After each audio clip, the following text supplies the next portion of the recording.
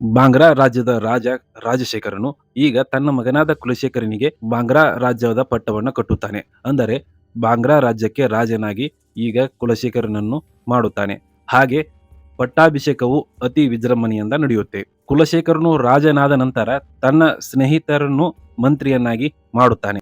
ಕುಲಶೇಖರನು ರಾಜನಾದ ಖುಷಿಯಲ್ಲಿ ತನ್ನ ಗೆಳೆಯರು ಏನಾದರೂ ಮಾಡಬೇಕೆಂದು ಹೇಳುತ್ತಾರೆ. ಹಾಗೆ ಕುಲಶೇಖರನು ಬೇಟೆಗೆ ಹೋಗಲು ನಿರ್ಧರಿಸುತ್ತಾನೆ. ಹಾಗೆ ಬೇಟೆ ಎಲ್ಲಿ ಹೋಗಬೇಕೆಂದು ಕೇಳಿದಾಗ ಕಾಂತಾರಕ್ಕೆ ಹೋಗೋಣ ಎನ್ನುತ್ತಾನೆ. ಅದೇ ರೀತಿ ತನ್ನ ಸ್ನೇಹಿತರೊಡನೆ ಕೂಡಿ ಸೈನಿಕರನ್ನು ತೆಗೆದುಕೊಂಡು ಕಾಂತಾರಕ್ಕೆ ಬೇಟೆಯಾಡಲು ಹೋಗುತ್ತಾರೆ. ಕುಲಶೇಖರ ಮತ್ತು ಸೈನಿಕರೊಡನೆ ಬೇಟೆಯಾಡಲು ಹೋದಾಗ ಕಾಂತಾರದ ಗಡಿಯಲ್ಲಿ ಕಾಂತಾರವನ್ನ ರಕ್ಷಿಸಲು ಕೆಲವು ಜನರು ಇರುತ್ತಾರೆ. ಅವರು ಈಗ ಸೈನಿಕರ ಮೇಲೆ ಹೋರಾಟ ಮಾಡಲು ಶುರು ಮಾಡುತ್ತಾರೆ. ಅಲ್ಲಿಂದ ರಾಜ ಕುಲಶೇಖರನು ಮತ್ತು ಅವನ ಸ್ನೇಹಿತರು ಬಾಂಗ್ರಾಕ್ಕೆ ಹೋಗಿಬಿಡುತ್ತಾರೆ. ಆದರೆ ಕೆಲವು ಸೈನಿಕರು ಮಾತ್ರ ಕಾಂತಾರದ ಗಡಿಯಲ್ಲಿ ಕಾಂತಾರದ ಜನರ ಕೈಯಲ್ಲಿ ಸಿಗುತ್ತಾರೆ. ಈಗ ಕಾಂತಾರದ ಸೈನಿಕರ ಮುಖ್ಯಸ್ಥ ಬೆರಮೆ ಆಗಿರುತ್ತಾನೆ. ಬೆರಮೆಯು ಒಂದು ಬಾವಿಯಲ್ಲಿ ಕಾಂತಾರದ ಜನರಿಗೆ ಸಿಕ್ಕಿರುತ್ತಾನೆ. ಹಾಗೆ ಇಲ್ಲಿ ಒಂದು ಹುಲಿಯು ಕೂಡ ಇವನನ್ನು ರಕ್ಷಣೆ ಮಾಡುತ್ತಿರುತ್ತದೆ ಎಂದು ನಮಗೆ ತೋರಿಸುತ್ತಾರೆ. ಕಾಂತಾರದ ಗಡಿಯಲ್ಲಿ ಎಲ್ಲ ಸೈನಿಕರನ್ನು ಸಾಯಿಸಿದ ನಂತರ ಒಬ್ಬ ಸೈನಿಕ ಜೀವಂತವಾಗಿರುತ್ತಾನೆ. ಅವನನ್ನು ತೆಗೆದುಕೊಂಡು ಕಾಂತಾರಕ್ಕೆ ಹೋಗುತ್ತಾರೆ. ಅಲ್ಲಿ ಒಬ್ಬ ಮುಖ್ಯಸ್ಥ ಇರುತ್ತಾನೆ. ಅವನು ಇವರು ಎಲ್ಲಿಂದ ಬಂದರು ಎಂದು ಕೇಳುತ್ತಾನೆ. ಹಾಗೆ ಬಾಂಗ್ರಾದಿಂದ ಇವರು ಬಂದಿದ್ದಾರೆ ಎಂದು ಅಲ್ಲಿಯ ಜನರು ಹೇಳುತ್ತಾರೆ. ಈಗ ಗಡಿಯಲ್ಲಿ ಭದ್ರತೆಯನ್ನು ಹೆಚ್ಚು ಮಾಡಿ ಎಂದು ಹೇಳುತ್ತಾನೆ. ಇದಕ್ಕೆ ಬೆರಮೆ ಒಪ್ಪುವುದಿಲ್ಲ. ಅವರು ನಮ್ಮ ಗಡಿಯೊಳಗೆ ಪ್ರವೇಶ ಮಾಡಿದ್ದಾರೆಂದರೆ ಅವರು ಇನ್ನೊಮ್ಮೆ ನಮ್ಮ ಗಡಿಯೊಳಗೆ ಬರುವುದಕ್ಕಿಂತ ಮೊದಲು ನಾವು ಗಡಿಯಾಚೆಗೆ ಏನಿದೆ ನೋಡೋಣ ಎಂದು ಹೇಳುತ್ತಾನೆ. ಹಾಗೆ ಆ ಒಬ್ಬ ಜೀವಂತ ಸೈನಿಕನನ್ನು ತೆಗೆದುಕೊಂಡು ಕಾಂತಾರದ ಗಡಿಯನ್ನ ದಾಟಿ ಬಾಂಗ್ರಾ ರಾಜ್ಯಕ್ಕೆ ಬರಲು ರೆಡಿಯಾಗುತ್ತಾರೆ. ಸಾಯಿಸಿದ ಸೈನಿಕರ ಬಟ್ಟೆಗಳನ್ನು ಧರಿಸಿಕೊಂಡು ಈಗ ಕಾಂತಾರದ ಜನರು ಬಾಂಗ್ರಾ ರಾಜ್ಯಕ್ಕೆ ಬರುತ್ತಾರೆ. ಮುಂದಿನ ದೃಶ್ಯದಲ್ಲಿ ಬಾಂಗ್ರಾ ರಾಜ್ಯಕ್ಕೆ ಬೆರಮೆ ಹಾಗೂ ಬೆರಮೆಯ ಜನರು ಬರುತ್ತಾರೆ. ಇಲ್ಲಿ ಬೆರಮೆ ಮತ್ತು ಯುವರಾಣಿಗೆ ಭೇಟಿಯಾಗುತ್ತದೆ. ಹಾಗೆ ಕಾಂತಾರದ ಜನರಿಗೆ ಕಾಡಿನಲ್ಲಿ ಸಿಗುವ ಸಾಂಬಾರು ಪದಾರ್ಥಗಳು ಕಾಣುತ್ತವೆ. ಇವು ನಮ್ಮಲ್ಲಿ ಬೆಳೆಯುವ ವಸ್ತುಗಳು ಇಲ್ಲಿ ಹೇಗೆ ಬಂದವು ಎಂದು ಸಂಶಯ ಬರುತ್ತದೆ. ಹಾಗೆ ಆ ವಸ್ತುಗಳನ್ನು ನೋಡಿದ ನಂತರ ಕಾಂತಾರದ ಜನರು ಈಗ ಆ ವಸ್ತುಗಳನ್ನು ತೆಗೆದುಕೊಳ್ಳಲು ಹೋಗುತ್ತಾರೆ. ಅಷ್ಟರಲ್ಲಿ ಯಾರೋ ಕದಿಯಲು ಬಂದಿದ್ದಾರೆ ಎಂದು ಬಾಂಗ್ರಾ ಸೈನಿಕರು ಬಂದು ಇವರನ್ನು ಹಿಡಿಯಲು ಬರುತ್ತಾರೆ. ಆಗ ಕಾಂತಾರದ ಜನರು ಬೆರಮೆಗೆ ಮತ್ತು ಆ ಬಾಂಗ್ರಾ ಸೈನಿಕರಿಗೂ ಹೊಡೆದಾಟ ಶುರುವಾಗುತ್ತದೆ. ಸ್ವಲ್ಪ ಹೊಡೆದಾಟ ನಡೆದ ಬಳಿಕ ಕೊನೆಗೆ ಯುವರಾಣಿಯು ಆ ಕಾಂತಾರದ ಜನರನ್ನು ಬಂಧಿಸುವಂತೆ ಹೇಳುತ್ತಾಳೆ. ಆ ಕಾಂತಾರದ ಜನರನ್ನ ಈಗ ಬಂಧಿಸುತ್ತಾರೆ ಬಾಂಗ್ರಾ ಸೈನಿಕರು. ಬೆರಮೆ ಮತ್ತು ಬೆರಮೆಯ ಜನರನ್ನು ಸೈನಿಕರು ಬಂಧಿಸಿ ರಾಜನಾದ ಕುಲಶೇಖರನ ಮುಂದೆ ತರುತ್ತಾರೆ. ಕುಲಶೇಖರನಿಗೂ ಮತ್ತು ಬೆರಮೆಗೂ ಇಲ್ಲಿ ವಾಗ್ವಾದ ನಡೆಯುತ್ತೆ. ಬೆರಮೆ ಮತ್ತು ಅವನ ಜನರನ್ನು ಒಂದು ಕಡೆ ಕಟ್ಟಿ ಹಾಕಿ ರಾಜನಾದ ಕುಲಶೇಖರ ಹೊಡೆಯುತ್ತಿರುತ್ತಾನೆ. ಹೀಗೆ ಕುಲಶೇಖರನು ಬೆರಮೆಯನ್ನು ಹೊಡೆಯುತ್ತಿರುವಾಗ ಇಲ್ಲಿಗೆ ಕುಲಶೇಖರನ ತಂದೆಯಾದ ರಾಜಶೇಖರನು ಬರುತ್ತಾನೆ. ಬಂದು ನೀವು ಎಲ್ಲಿಂದ ಬಂದಿದ್ದೀರಿ ಎಂದು ಕೇಳುತ್ತಾನೆ. ಈಗ ಬೆರಮೆಯು ನಾವು ಕಾಂತಾರದಿಂದ ಬಂದಿದ್ದೇವೆ ಎಂದು ಹೇಳುತ್ತಾನೆ. ಅದಕ್ಕೆ ಅಲ್ಲಿ ಇದ್ದ ಜನರೆಲ್ಲ ಭಯಭೀತರಾಗುತ್ತಾರೆ. ಏಕೆಂದರೆ ಕಾಂತಾರದ ಜನರು ಅತಿ ಕ್ರೂರಿಗಳು ಎಂದು ಎಲ್ಲರಿಗೂ ಮನದಲ್ಲಿ ಭಾವನೆ ಇರುತ್ತೆ. ಈಗ ರಾಜಶೇಖರನು ಬೆರಮೆಯನ್ನು ಕೇಳುತ್ತಾನೆ, ಗಡಿ ದಾಟಿ ನೀವು ಹೇಗೆ ಬಂದಿರಿ ಎಂದು. ಆವಾಗ ಬೆರಮೆಯು ನೀವು ನಮ್ಮನ್ನು ನೋಡಲಿಕ್ಕೆ ಬಂದಿದ್ದೀರಿ, ನಾವು ನಿಮ್ಮನ್ನು ನೋಡಲಿಕ್ಕೆ ಬರಬಾರದೆ ಎಂದು ಕೇಳುತ್ತಾನೆ. ಆವಾಗ ರಾಜಶೇಖರನು ಕುಲಶೇಖರನನ್ನು ಬೈಯುತ್ತಾನೆ. ಕಾಂತಾರದಲ್ಲಿ ಭೇಟಿಯಾಡಲು ನಿಮಗೆ ಯಾರು ಹೋಗು ಎಂದಿದ್ದರು ಎಂದು ಕೇಳುತ್ತಾನೆ. ಹಾಗೆ ಕುಲಶೇಖರನನ್ನು ಬೈದು ಈ ಅಷ್ಟು ಜನರನ್ನು ಬಂದಿಖಾನೆಯಲ್ಲಿ ಬಂಧಿಸಲಾಗುತ್ತದೆ. ಮುಂದಿನ ದೃಶ್ಯದಲ್ಲಿ ಬೆರಮೆ ಮತ್ತು ಬೆರಮೆಯ ಜನರನ್ನು ಒಂದು ಬಂದಿಖಾನೆಯಲ್ಲಿ ಇಟ್ಟಿರುತ್ತಾರೆ. ಆ ಬಂದಿಖಾನೆಯ ಮುಖ್ಯಸ್ಥನಾಗಿ ಬೆಪ್ಪ ಎಂಬುವನು ಇರುತ್ತಾನೆ. ಅವನು ಈಗ ಬಂದು ರಾಜಬೀದಿಯನ್ನು ಏಕೆ ಹಾಳು ಮಾಡಿದ್ದೀರಿ ಎಂದು ಕೇಳುತ್ತಾನೆ. ಆವಾಗ ಸ್ವಲ್ಪ ಮಾತುಗಳು ನಡೆದ ನಂತರ ನೀವು ಎಲ್ಲಿಂದ ಬಂದಿದ್ದೀರಿ ಎಂದು ಬೆಪ್ಪೆಯು ಕೇಳುತ್ತಾನೆ. ಆವಾಗ ಅಲ್ಲಿದ್ದ ಕಾಂತಾರದ ಜನರಲ್ಲಿ ಒಬ್ಬ ನಾವು ಕಾಂತಾರದಿಂದ ಬಂದಿದ್ದೇವೆ ಎಂದು ಹೇಳುತ್ತಾನೆ. ಅದೇ ಬಂದಿಖಾನೆಯಲ್ಲಿ ಒಬ್ಬ ಶಂಕರಪ್ಪ ಎಂಬುವನು ಇರುತ್ತಾನೆ. ಆ ಬಂದಿಖಾನೆಯಲ್ಲಿ ಇರುವ ಶಂಕರಪ್ಪ ಹಾಗೂ ಬೆಪ್ಪೆಗೆ ಭಯವಾಗುತ್ತದೆ. ನಮಗೆ ಏನಾದರೂ ಮಾಡಿದ್ದೀರಿ ಎಂದು ಭಯ ಬೀಳುತ್ತಾನೆ. ಆ ಬೆಪ್ಪೆಯು ಭಯ ಬಿದ್ದು ತನ್ನ ಸೈನಿಕರನ್ನು ಕರೆಸಿಕೊಂಡು ಮತ್ತೆ ಅಲ್ಲಿಂದ ಹೊರಗಡೆ ಹೋಗುತ್ತಾನೆ. ಶಂಕರಪ್ಪ ಎಂಬುವನು ಕಾಂತಾರದ ಜನರಿಗೆ ಪರಿಚಯವಾಗುತ್ತಾನೆ. ನಾನೇ ಈ ಒಂದು ಬಂದಿಖಾನೆಯನ್ನು ನಿರ್ಮಿಸಿದ್ದೆ, ನನ್ನನ್ನೇ ಇದರಲ್ಲಿ ಕೂಡಿ ಹಾಕುತ್ತಾರೆ ಎಂದು ನನಗೆ ತಿಳಿದಿರಲಿಲ್ಲ ಎನ್ನುತ್ತಾನೆ. ಆವಾಗ ಶಂಕರಪ್ಪನನ್ನು ನೋಡಿ ಕಾಂತಾರದ ಜನರು ಮೆಚ್ಚುತ್ತಾರೆ ಮತ್ತು ಬೆಪ್ಪೆಯನ್ನು ಕರೆಸುತ್ತಾರೆ. ಕರೆಸಿ ಅಲ್ಲಿ ಸಾಂಬಾರು ಪದಾರ್ಥಗಳು ಹೆಚ್ಚಿವೆ, ನಮಗೆ ವ್ಯಾಪಾರ ಮಾಡಲು ಜಾಗ ಕೊಡಿ, ನಮ್ಮನ್ನು ಈಗ ಹೊರಗೆ ಬಿಟ್ಟರೆ ನಾವು ಇವುಗಳನ್ನು ತೆಗೆದುಕೊಂಡು ಬರುತ್ತೇವೆ, ಬಂದು ವ್ಯಾಪಾರ ಮಾಡುತ್ತೇವೆ ಎಂದು ಬೆರಮೆ ಹೇಳುತ್ತಾನೆ. ಆದರೆ ಬೆಪ್ಪೆಯು ಈ ಮಾತಿಗೆ ತಲೆ ಕೆಡಿಸಿಕೊಳ್ಳುವುದಿಲ್ಲ. ಹೀಗೆ ಇರುವಾಗ ಒಂದು ಸೊಪ್ಪನ್ನು ಕೊಡುತ್ತಾರೆ. ಈಗ ಬೆಪ್ಪೆ ಮತ್ತು ಬೆಪ್ಪೆಯ ತಂದೆಗೂ ಸಹಿತ ಸೊಪ್ಪನ್ನು ಕೊಡುತ್ತಾರೆ. ಅವರು ಇಬ್ಬರೂ ಇದನ್ನು ಸೇದಿದ ಬಳಿಕ ಇಬ್ಬರು ಮೂರ್ಛೆ ಹೋಗುತ್ತಾರೆ.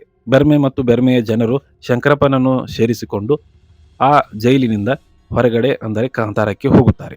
ಇಲ್ಲಿ ಬೆಳೆಯುವ ಸಾಂಬಾರು ಪದಾರ್ಥಗಳಿಗೆ ಎಷ್ಟು ಪ್ರಾಮುಖ್ಯತೆ ಇದೆ ಎಂದು ಬೆರ್ಮೆ ಈಗ ಅಲ್ಲಿದ್ದ ಜನರಿಗೆ ಹೇಳುತ್ತಾನೆ.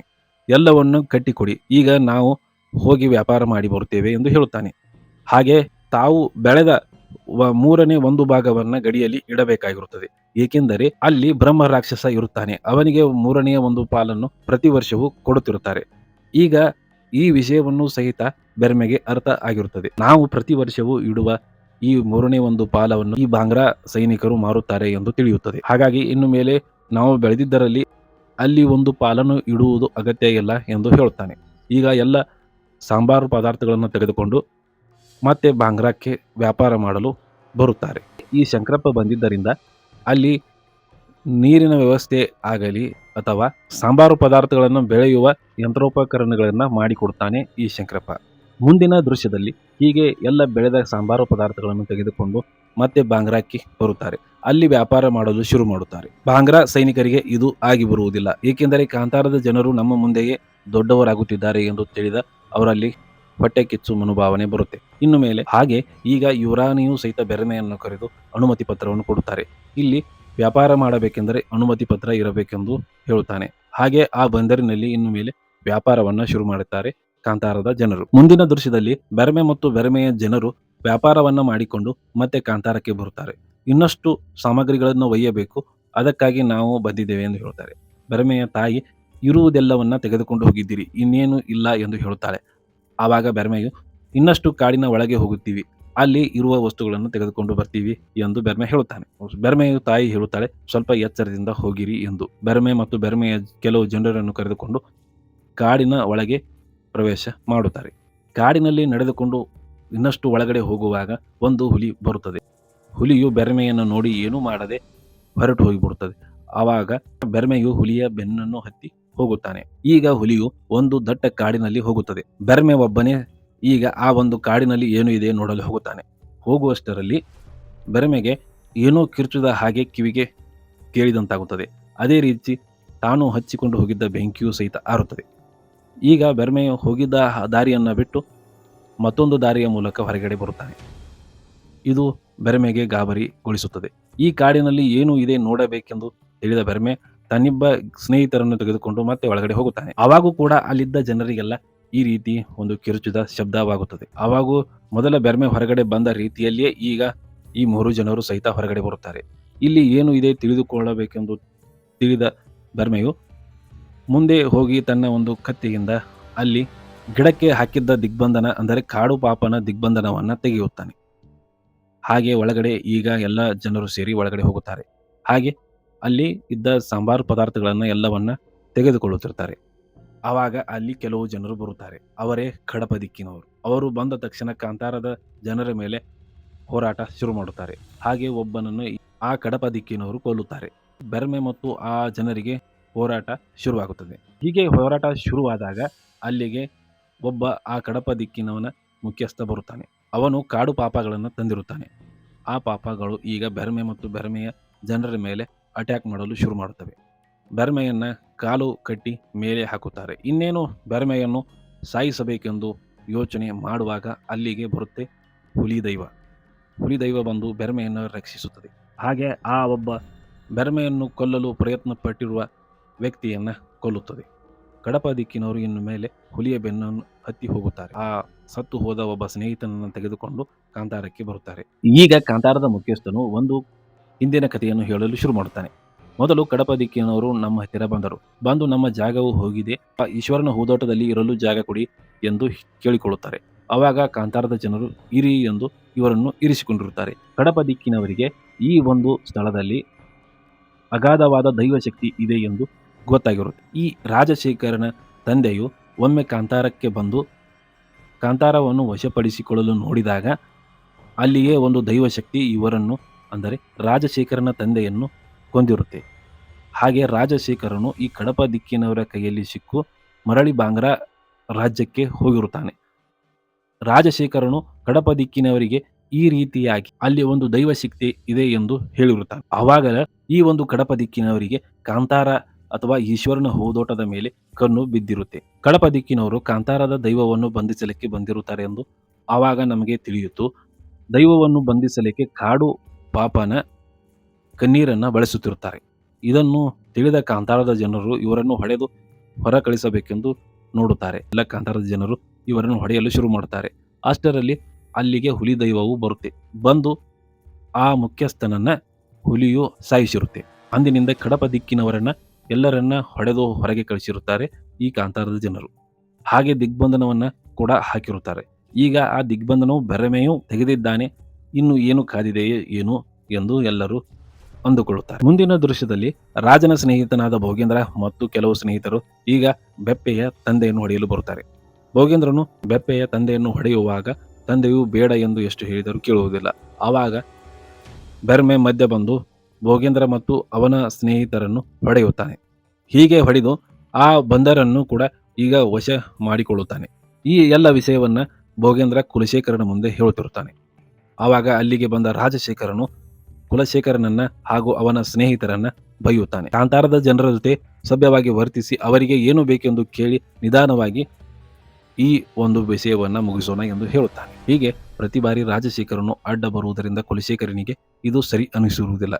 ಹೀಗಾಗಿ ಊಟಕ್ಕೆ ಕುಳಿತಾಗ ಕುಲಶೇಖರನು ತನ್ನ ತಂದೆಯ ಊಟದಲ್ಲಿ ಕೆಲವು ಮದ್ದನ್ನು ಹಾಕಿರುತ್ತಾನೆ. ಅದು 2 ದಿನಗಳ ಕಾಲ ನಿದ್ರೆಗೆ ಜಾರುವಂತೆ ಇರುತ್ತದೆ.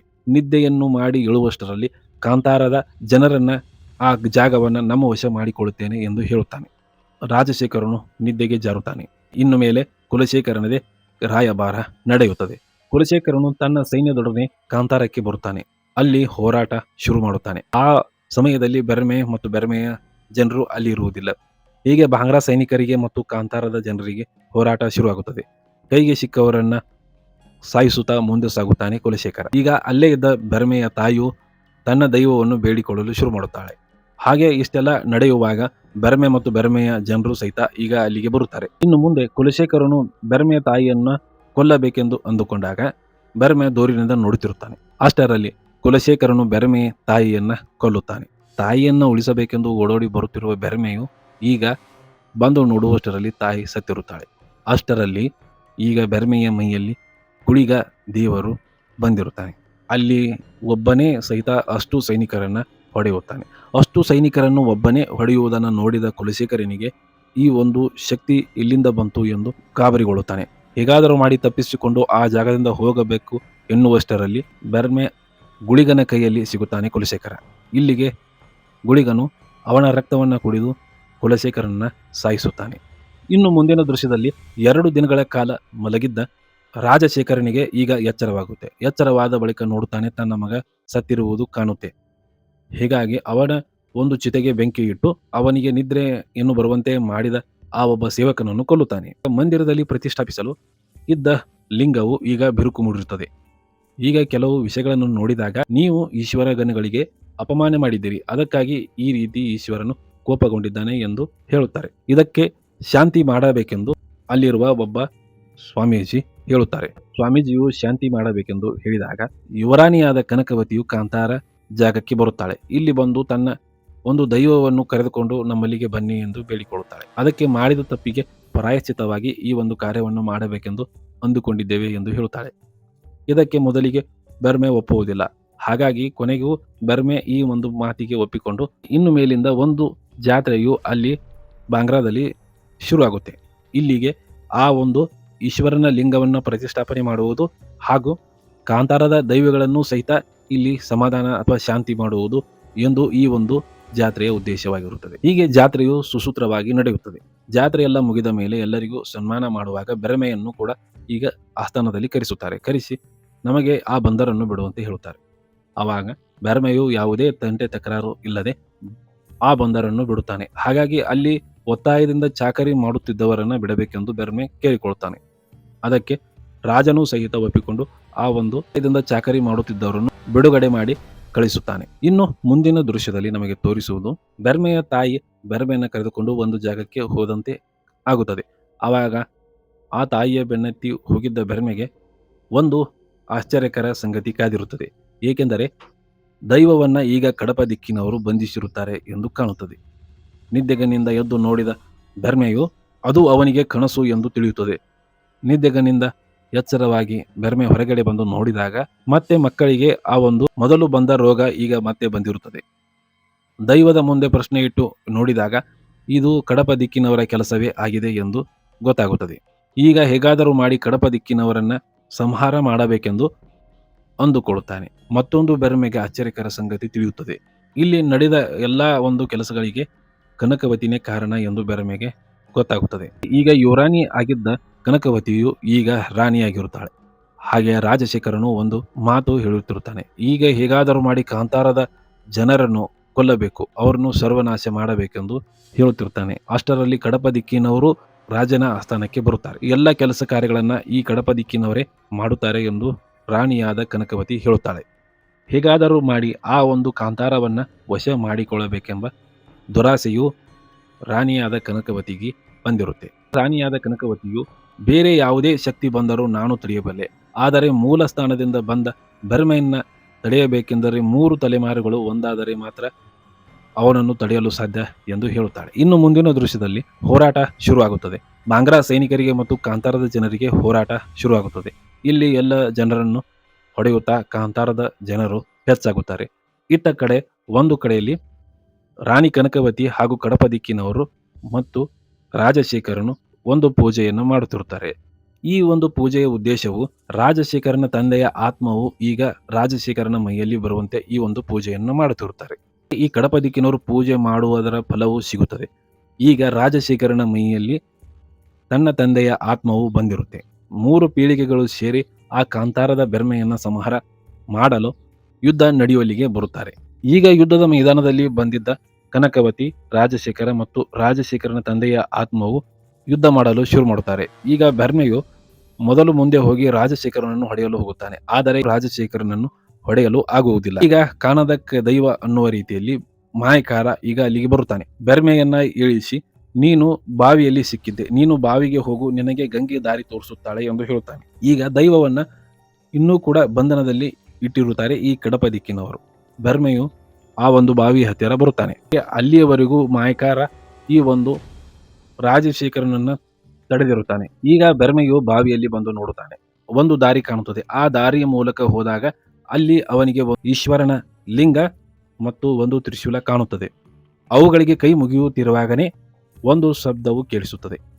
ಆ ಶಬ್ದ ಯಾರದು ಎಂದು ಹೋಗಿ ನೋಡಿದಾಗ ಅಲ್ಲಿ ಬ್ರಹ್ಮ ರಾಕ್ಷಸನು ಇರುವುದು ಕಾಣುತ್ತೆ. ಈಗ ಬ್ರಹ್ಮ ರಾಕ್ಷಸು ಇವನನ್ನು ನೋಡಿ ಬೆರ್ಮೆಯನ್ನು ಹೊಡೆಯಲು ಬರುತ್ತಾನೆ. ಹೀಗೆ ಬೆರ್ಮೆಯು ಆ ಬ್ರಹ್ಮ ರಾಕ್ಷಸನಿಗೆ ಹೊಡೆಯುತ್ತಾನೆ. ಇಬ್ಬರ ಮಧ್ಯೆ ಹೊಡೆದಾಟ ಶುರುವಾದಾಗ ಬ್ರಹ್ಮ ರಾಕ್ಷಸನು ಬೆರ್ಮೆಯನ್ನು ತಳ್ಳುತ್ತಾನೆ. ತಳ್ಳಿದಾಗ ಬೆರ್ಮೆಯು ಹೋಗಿ ತ್ರಿಶೂಲವನ್ನು ಹಿಡಿಯುತ್ತಾನೆ. ತ್ರಿಶೂಲವು ಹಿಡಿದಿದ್ದನ್ನು ನೋಡಿದ ಬ್ರಹ್ಮ ರಾಕ್ಷಸನು ಇವನು ಈಶ್ವರನ ಘನ ಇರಬಹುದು ಎಂದು ಆ ಬೆರ್ಮೆಗೆ ಕೈ ಮುಗಿಯುತ್ತಾನೆ. ಅಷ್ಟರಲ್ಲಿ ಒಂದು ಸರ್ಪವು ಸಹಿತ ಈಗ ಈ ಬೆರ್ಮೆಗೆ ಸುತ್ತಿಕೊಂಡಿರುತ್ತೆ. ಈಗ ತ್ರಿಶೂಲವನ್ನು ಹಿಡಿದ ಬೆರ್ಮೆಯು ಆ ತ್ರಿಶೂಲವನ್ನು ಒಮ್ಮೆ ನೆಲಕ್ಕೆ ಬಡಿದಾಗ ಅಲ್ಲಿ ಬಂಧಿಸಲಾಗಿದ್ದ ದೈವವು ಈಗ ಬಿಡುಗಡೆಯಾಗಿರುತ್ತದೆ. ಮುಂದಿನ ದೃಶ್ಯದಲ್ಲಿ ದೈವವು ಬಿಡುಗಡೆ ಆಗುತ್ತದೆ. ಈಗ ಯುದ್ಧದ ಭೂಮಿಯನ್ನು ತೋರಿಸುತ್ತಾರೆ. ಇಲ್ಲಿ ಒಂದು ಬೆಂಕಿಯ ಆಕಾರದಲ್ಲಿ ಒಂದು ಶಕ್ತಿಯು ಬರುತ್ತದೆ. ಆ ಶಕ್ತಿ ಬೇರೆ ಯಾವುದಲ್ಲ, ಪಂಜುರ್ಲಿ ದೈವದ ಶಕ್ತಿನೇ ಇದಾಗಿರುತ್ತೆ. ಇಷ್ಟರಲ್ಲಿ ಹುಲಿ ದೈವವು ಈಗ ಆ ಒಂದು ಪಂಜುರ್ಲಿ ಶಕ್ತಿಯಿಂದ ಬರುತ್ತದೆ. ಈ ಕಡಪ ದಿಕ್ಕಿನವರ ಕಡೆ ಆ ಹುಲಿಯು ದಾಳಿ ಮಾಡಲು ಬರುತ್ತಿರುತ್ತದೆ. ಅಷ್ಟರಲ್ಲಿ ಹುಲಿಯಕ್ಕಿಂತ ವೇಗವಾಗಿಯೂ ಬೆರ್ಮೆ ಬರುತ್ತಾನೆ. ಅವರ ಮೈಯಲ್ಲಿ ಈಗ ಈಶ್ವರನ ಘನ ಇರುತ್ತದೆ ಎಂದು ನಮಗೆ ಗೊತ್ತಾಗುತ್ತದೆ. ಹುಲಿ ದೈವಕ್ಕಿಂತ ವೇಗವಾಗಿ ಬಂದು ಆ ಕಡಪ ದಿಕ್ಕಿನವನ ಮುಖ್ಯಸ್ಥನನ್ನ ಕೊಲ್ಲುತ್ತಾನೆ ಬೆರ್ಮೆ. ಹೋಗಿ ಇವನನ್ನ ನೀನು ತೆಗೆದುಕೋ ಎಂದು ಹುಲಿಗೆ ಸನ್ನೆ ಮಾಡಿ ಹೇಳುತ್ತಾನೆ. ಇನ್ನು ಮುಂದೆ ರಾಜಶೇಖರನನ್ನು ಕೊಲ್ಲಲು ಮುಂದೆ ಹೋಗುತ್ತಾನೆ. ಅಷ್ಟರಲ್ಲಿ ಮಧ್ಯದಲ್ಲಿ ಕನಕವತಿ ಬರುತ್ತಾಳೆ. ಬಂದು, ನಾನು ಒಂದು ಹೆಣ್ಣು, ನನ್ನ ಮೇಲೆ ನಿನಗೆ ಕೈ ಹಾಕಲು ಆಗುವುದಿಲ್ಲ ಎಂದು ಹೇಳುತ್ತಾಳೆ. ಮತ್ತೆ ಸ್ವಲ್ಪ ಹಿಂದೆ ಸರಿದ ಬೆರ್ಮೆಯು ಹೇಳುತ್ತಾನೆ, ನಿನ್ನ ಸಂಹಾರ ಮಾಡಲು ಒಂದು ಹೆಣ್ಣೆ ಬರುತ್ತೆ ಎಂದು. ಆವಾಗ ಚಾಮುಂಡಿಯು ಬೆರ್ಮೆಯ ಮೈಯಲ್ಲಿ ಬರುತ್ತಾಳೆ. ಬಂದು ಆ ಕನಕವತಿಯನ್ನ ಸಂಹಾರ ಮಾಡುತ್ತಾಳೆ. ಹಾಗೆ ಅಲ್ಲಿದ್ದ ರಾಜಶೇಖರನನ್ನು ಸಹಿತ ಈಗ ಚಾಮುಂಡಿನೇ ಸಂಹಾರ ಮಾಡುತ್ತಾಳೆ. ಇಲ್ಲಿಗೆ ಈ ಒಂದು ಮೂವಿ ಸ್ಟೋರಿ ಮುಗಿಯುತ್ತದೆ. ನೋಡ್ರಲ್ಲ ಮೂವಿ ಸ್ಟೋರಿ ಹೆಂಗನಿಸ್ತು ಅಂತ. ಈ ಮೂವಿ ಸ್ಟೋರಿ ನಿಮ್ಗೆ ಇಷ್ಟ ಆಗಿತ್ತಂದ್ರೆ ಲೈಕ್ ಮಾಡ್ರಿ, ಶೇರ್ ಮಾಡ್ರಿ, ಸಬ್ಸ್ಕ್ರೈಬ್ ಮಾಡ್ಕೊರಿ. ಕಿರಣ್ ಕಂಡ ಸ್ಟೋರಿ ಯೂಟ್ಯೂಬ್ ಚಾನಲ್ ಹಂಗ ಫೇಸ್ಬುಕ್ ಪೇಜ್ ಅನ್ನ ಫಾಲೋ ಮಾಡ್ಕೊಳ್ಳೋದು ಮರಿಬೇಡ್ರಿ. ಹಂಗ ಮತ್ ಮುಂದಿನ ವಾರ ಮತ್ತೊಂದು ಮೂವಿ ಸ್ಟೋರಿ ಜೊತೆ ಹಾಜರಿರ್ತೀನಿ. ಅಲ್ಲಿವರೆಗೂ ಎಲ್ರಿಗೂ ನಮಸ್ಕಾರ ರೀ.